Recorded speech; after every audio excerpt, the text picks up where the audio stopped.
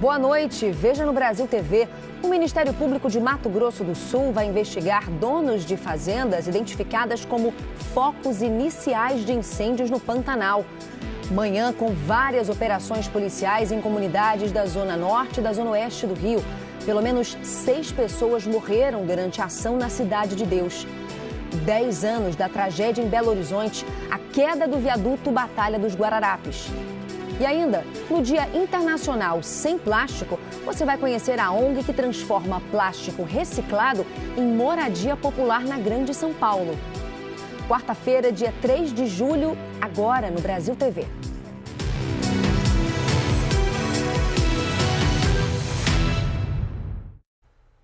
O Ministério Público de Mato Grosso do Sul abriu um inquérito para investigar 12 fazendas por focos de incêndio no Pantanal. Com a ajuda de satélites, os promotores identificaram que só nessas propriedades a área queimada foi de quase 50 mil hectares entre maio e junho. O Ministério Público Estadual vai investigar as causas de incêndio em 12 propriedades rurais do Pantanal de Mato Grosso do Sul. Nessas áreas, o fogo já destruiu 49.874 hectares. Ainda de acordo com o relatório do Ministério Público Estadual, entre 10 de maio e 30 de junho foram constatados 14 incêndios de grandes proporções, abrangendo aproximadamente 293 mil hectares distribuídos entre 177 propriedades rurais, uma terra indígena e 3 unidades de conservação. O fogo atingiu também o Pantanal boliviano, que faz fronteira com Corumbá. Por lá, as chamas destruíram quase 40 mil hectares. O relatório do MPE aponta ainda que em 4 propriedades rurais foram registrados incêndios em anos anteriores, situação que está sendo investigada. Segundo o MPE, ainda não é possível identificar as causas dos incêndios, se foram criminosos ou por causas naturais. As chamas no Pantanal já destruíram quase 720 mil hectares somente neste ano. De Corumbá, Jaderson Moreira para o Brasil TV. Incêndios florestais também são a causa de acidentes em rodovias federais nessa época do ano. No Maranhão, as fumaças das queimadas estão causando acidentes. Os incêndios florestais são cada vez mais comuns nesta época do ano, onde as chuvas são mais escassas e o calor é intenso. Somente neste ano, nas rodovias federais, a fumaça foi a principal causa de 13 acidentes por conta da baixa visibilidade mesmo durante o dia. Durante todo o ano passado, 27 acidentes foram computados pela Polícia Rodoviária Federal, também tendo como causa a fumaça nas rodovias. A recomendação da Polícia Rodoviária Federal é não descartar lixo e principalmente pontas de cigarro às margens das rodovias. Segundo o Instituto Nacional de Pesquisas Espaciais, somente neste ano, até o momento, o Maranhão já contabilizou 2.409 focos de incêndio, a maioria destes somente em junho deste ano. De Codó, Marcos Barbosa, para o Brasil TV. O Rio Grande do Sul ainda se recupera da tragédia ambiental 2 meses depois das enchentes que atingiram o estado. No total, 2.300.000 gaúchos foram atingidos de alguma forma. Muitos estão conseguindo voltar para casa e contam com a ajuda de voluntários para reconstruir o lar. Mas, para outros, o drama ainda está longe de acabar. Um mutirão de técnicos avalia as estruturas dos imóveis e depois informa a prefeitura se precisam de reformas. O nosso papel aqui é de olhar, em especial, se existe algum risco para o ocupante e, na sequência, qual é o desdobramento ou quais são as ações necessárias para que o lar possa ser habitável novamente. A Bárbara conseguiu voltar para casa, mas a estrutura está com problemas. E agora ter que sair de novo, eu nem posso imaginar isso, porque eu achei que com as reparaçãozinhas que eu estava fazendo, eu ia poder ficar em casa. Em tempos tão difíceis, o acolhimento e a solidariedade ajudam muito. A gente estava comprando o básico, conseguindo o básico, né? Mas daí quando a gente vê esses mimos, assim, esse carinho, eles fizeram a caixa pensando na minha família, pensando em mim, pensando nas coisas que trazem essa coisa afetiva, assim, de memórias. Isso é muito importante. A doação veio das voluntárias que distribuem kits para as vítimas das enchentes em Porto Alegre e cidades vizinhas. A gente tem um formulário, né, de inscrição, e nesse formulário a gente já consegue, tem uma aba que tu consegue contar um pouquinho da história da família. Então, a partir dessas histórias, a gente consegue montar um kit com itens para a pessoa, né? A proposta dessas voluntárias é de um olhar mais afetivo depois da limpeza e da reorganização da casa. São objetos como um trilho de mesa ou um porta-retrato, que fazem o imóvel ter cara de lar e ajudam a construir novas memórias. Isso é muito importante, é muito gratificante, é muito gratificante. 7 pessoas morreram hoje de manhã no Rio de Janeiro em 3 operações policiais contra 2 facções criminosas. Entre os mortos está um capitão da Polícia Militar. O policial morreu durante uma ação da PM para combater roubos de cargas e de carros no Morro do Urubu, na zona norte do Rio. O capitão Rafael Galvão da Costa chegou a ser levado para o hospital, mas não resistiu aos ferimentos. A Polícia Militar disse que os agentes foram recebidos a tiros por bandidos armados. Tensão também para os moradores da Cidade de Deus, onde o dia começou com barricadas em chamas nas ruas. Uma reação de traficantes para tentar impedir a entrada das viaturas. A operação também da Polícia Militar do Rio para combater outra facção criminosa, o Comando Vermelho, terminou com intensa troca de tiros. 6 homens morreram, segundo a polícia, todos suspeitos. O blindado da PM levou os mortos do confronto para o Hospital Lourenço Jorge, na Barra da Tijuca. A Secretaria Municipal de Saúde confirmou que todos chegaram na unidade sem vida. Os policiais apreenderam 2 fuzis, 4 pistolas, rádios comunicadores e drogas. Por medida de segurança, a Prefeitura suspendeu as aulas em 12 escolas municipais da Cidade de Deus e também alterou o atendimento nas unidades de saúde. A Clínica da Família e o Centro Municipal de Saúde suspenderam as visitas domiciliares. Em outro ponto da zona norte da cidade, no Complexo da Maré, mais tiroteio. Policiais civis fizeram uma operação contra a lavagem de dinheiro da facção criminosa. Segundo as investigações, os traficantes usam o dinheiro das drogas na construção e venda de casas. William Souza Guedes, também conhecido como Corolla, foi preso. Segundo a polícia, ele é um dos chefes da facção e tem 54 anotações criminais. Sobre as mortes na operação da Cidade de Deus, a Polícia Militar do Rio disse que vai apurar as circunstâncias da ação e que as câmeras corporais dos policiais estão à disposição do procedimento investigativo. Ainda não encontramos a defesa de William Souza Guedes, apontado pela polícia como um dos chefes da facção criminosa. 6 homens foram presos em flagrante tentando vender pedras preciosas num centro comercial no Distrito Federal. Segundo a Polícia Civil, as pedras teriam sido extraídas de um garimpo ilegal em Tocantins. Entre as pessoas detidas estão vendedores e compradores. Todos foram ouvidos e liberados. Segundo a Polícia Civil, uma denúncia anônima informou à polícia a data e o horário que os suspeitos fariam a negociação. No comércio, agentes da polícia flagraram a tentativa de venda. O dono da joalheria contou à nossa equipe que foi abordado por desconhecidos, avaliou as peças, afirmou que seriam diamantes, mas não teve interesse em comprá-los. Em depoimento à polícia, um dos suspeitos disse que trabalha com o comércio de pedras semi-preciosas há 40 anos e confirmou que comprou as peças de um garimpo ilegal. As pedras foram apreendidas e encaminhadas para a perícia para verificar se realmente são diamantes. Há exatos 10 anos, durante a Copa do Mundo aqui no Brasil, um viaduto em construção desabou e matou 2 pessoas em Belo Horizonte. Ana Clara, de 15 anos, estava no micro-ônibus com a mãe, Rana Cristina dos Santos, de 24 anos. Ela dirigia o veículo que foi esmagado na queda do viaduto no dia 3 de julho de 2014. Eu lembro da hora, assim, que a minha mãe pediu para eu sentar mais atrás, porque estava pegando muito sol onde eu estava, porque eu estava do lado dela. No que eu sentei, assim, já veio tudo e já desabou em cima do ônibus. E aí eu já desmaiei na hora. E quando eu acordei, eu olhei assim e eu vi minha mãe daquele jeito que ela estava. E aí eu comecei a gritar. A Ana Clara tinha 5 anos na época e estava empolgada, como todos, com a Copa do Mundo no Brasil. O viaduto Batalha dos Guararapes estava em construção e ficava em um dos acessos ao estádio do Mineirão, que recebeu jogos do Mundial.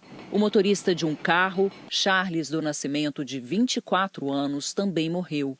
Os motoristas desses 2 caminhões esmagados sobreviveram.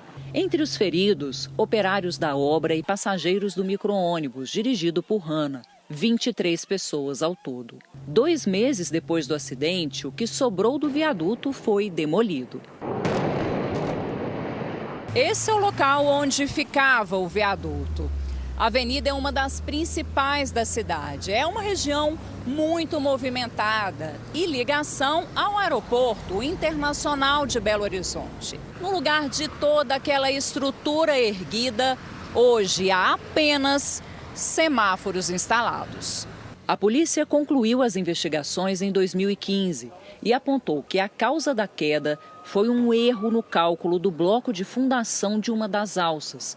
Segundo o laudo, o bloco deveria ter mais ferragens para suportar a pressão. O Ministério Público denunciou 11 pessoas, entre elas os engenheiros responsáveis pelo projeto e pela execução da obra. Eles foram condenados por desabamento com morte e lesão corporal. Os crimes atribuídos a 2 engenheiros prescreveram pela idade avançada. As penas de outros 3 foram convertidas em pagamento de indenização e perda do registro profissional. Um foi condenado a 4 anos e 8 meses de prisão e pagamento de multa, mas recorreu e aguarda em liberdade a decisão da Justiça em segunda instância. Eu queria ver essas pessoas pagando e, pelo que eu vejo, eu não vou conseguir ver. 2 gerações que se ancoram para superar uma perda precoce e muito dolorosa. Na hora que ela vem chorar e eu pergunto o que é, Clarinha, eu tô com saudade da minha mãe. Eu não sei lidar com isso, porque acho que a dor do luto nunca passa. A gente só aprende a lidar com ela no nosso dia a dia, mas nunca passa. A seguir, o trabalho do Hospital para Reabilitação de Animais Silvestres em Brasília. É já já.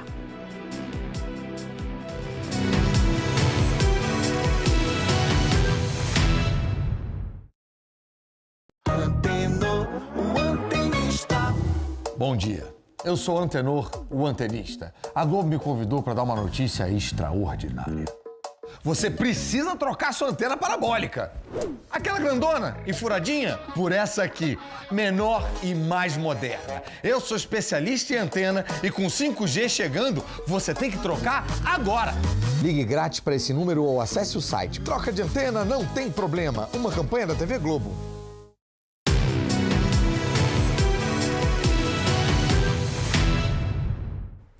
Brasil TV de volta falando do Dia Internacional Sem Sacos Plásticos, uma data importante em meio à crise climática, porque nos traz um alerta sobre essa ameaça ao meio ambiente. Por que é tão difícil imaginar a vida sem plástico, né? Esse material está em praticamente tudo na nossa vida, desde a embalagem de alimentos até as roupas feitas com tecido sintético. O problema é que muito desse plástico, depois de ser usado, vai parar nos rios, nos aterros, poluindo o meio ambiente. Mas dá sim para diminuir o impacto do plástico no nosso dia a dia. Uma das mais belas paisagens do Recife é ele, o Rio Capibaribe. Mas logo dá para perceber que a beleza divide lugar com o lixo que surge sem cerimônia. A placa é um incentivo à consciência ambiental.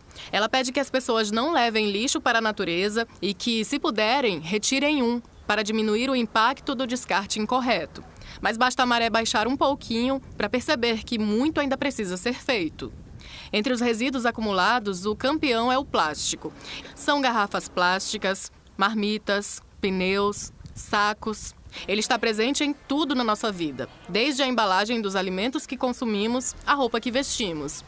Materiais que levam centenas de anos para se desintegrar. A estimativa é de que o plástico leva 400 anos para se decompor. Durante esse tempo, ele se fragmenta em microplásticos que acabam contaminando o solo, os rios e os mares. Esses pequenos pedaços de plástico são ingeridos por animais e, consequentemente, pelos seres humanos. Ieda Almeida é engenheira química da Universidade Federal de Pernambuco. Ela explica que adotar hábitos mais sustentáveis pode ajudar a reduzir o impacto negativo do plástico no meio ambiente.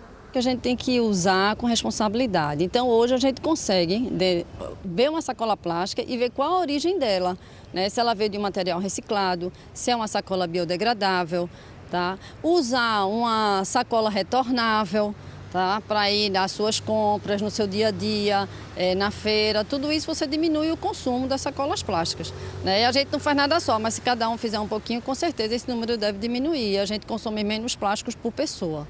Maria está sempre pelo rio. Ela pratica remo e encontra muito lixo durante a atividade. É muito isopor grande, até garrafão de beber água que a gente tem em casa mesmo. Já vi muito garrafa PET também, acho que é o mais fácil ser garrafa PET porque tem muita. E mais isso, isopor, plástico, muito papel também, papelão, várias coisas. Na casa dela, todos tentam reutilizar e reciclar os resíduos. Separar para poder colocar em lixo reciclável também, acho que melhora também, né? O plástico é útil pela durabilidade e pela resistência do material. Ele não é o vilão da história. O descarte inadequado e sem planejamento, sim. O grande problema dos plásticos é o plástico de uso único, que é justamente as sacolas plásticas, talheres, colheres, pratos, tá? Você usa uma vez e descarta, então a descartabilidade é muito rápida. Em vez de você usar um polímero virgem, um plástico virgem, que acabou de ser produzido, você vê o que já foi consumido e que está sendo utilizado de novo na sua cadeia de produção. E isso a gente consegue ver muitas vezes nas sacolas, elas hoje trazem especificando qual é o tipo de plástico, então acho que a gente pode ter esse consumo responsável. De acordo com o Atlas do Plástico, um levantamento feito por uma empresa alemã, o Brasil é o 4º maior produtor de lixo plástico no mundo. São mais de 11 milhões de toneladas por ano. Os dados indicam também que cada brasileiro produz, em média, 1 quilo de lixo plástico por semana. A consciência sobre o descarte correto ajuda a minimizar o problema. Para o Fábio, ela chegou já na fase adulta, através do trabalho como porteiro. A separação do lixo feita no ambiente de trabalho é reproduzida em casa, com a ajuda de toda a família. Meu filhinho Davi de 6 anos e minha filha Maria Alice de 3, mas já vai educando de pequeno, né, em casa, né? Ó, bota isso aqui no cantinho, o orgânico aqui, depois que a gente almoça, bota aqui pra gente separar, porque vem os coletores, né, que passam lá todos os dias e coleta lá, para levar para o devido lugar correto, né? Em São Paulo, uma ONG está transformando o plástico em moradia. Você vai ver agora como esse trabalho muito legal é feito. Todo o plástico que chega aqui já foi usado um dia. Uma parte é resíduo de indústria e mais da metade vem por meio de catadores através de empresas parceiras. São centenas de sacos como esse, com 2 metros de altura, que trazem todo tipo de material, desde esses lacres aqui, tampinhas as mais variadas de garrafa, margarina, potes de água e até de cremes que a gente costuma usar em casa. Esses aqui são tubos por onde passam a fiação. Tem também restante de carro, tudo isso de plástico aí amontoado, até o resto de um ventilador. E aqui, os potes que a gente costuma usar em casa. Veja, tem leiteira, tem brinquedo, tem baldes, todo tipo de tubo e potes e inclusive esse aqui. O resto de um controle, daqueles que estragam em casa, sabe? Mas mesmo separado pelos catadores, ainda chega muita coisa que não devia. Esse daqui, ó, é vidro, ó. Mas quando chega aqui nesse processo, a gente temos que separar tudo. Tem essa vassoura aqui que pode ter o quê? Pode ter pregos, pode ter parafusos para segurar o cabo, essas coisas. E mais esse piche aqui, ó, que esse piche aqui não pode jogar no triturador de maneira alguma. O que serve é triturado e vira toneladas de grãos. Esse daqui, ó, é o polipropileno proveniente de partes de carro. Esse daqui é o polietileno proveniente de dutos de rede subterrânea. Esse já é o polipropileno, que são potes. Então são potes de produtos, esse roxo proveniente de açaí. Daqui vai direto para as máquinas. Uma que suga para secar e a outra que faz a mágica. A cada 1 minuto, a máquina já consegue trazer os blocos assim, prontos, 8 por vez. E olhando de perto, parece até brinquedo mesmo de encaixe. E olha, logo que sai da máquina, tá bem quente. É como se tivesse saído do forno, quase isso. O plástico é derretido a mais de 200 graus e moldado nos tijolos. Depois, é só encaixar e transportar. Uma casa de 14 a 24 metros quadrados tira do meio ambiente de 2 a 3 toneladas de plástico usado. Até pouco tempo atrás, o Bruno trabalhava na construção civil convencional. Ixi, era trabalho de meses. Mexendo, era um serviço pesado e tudo. E agora?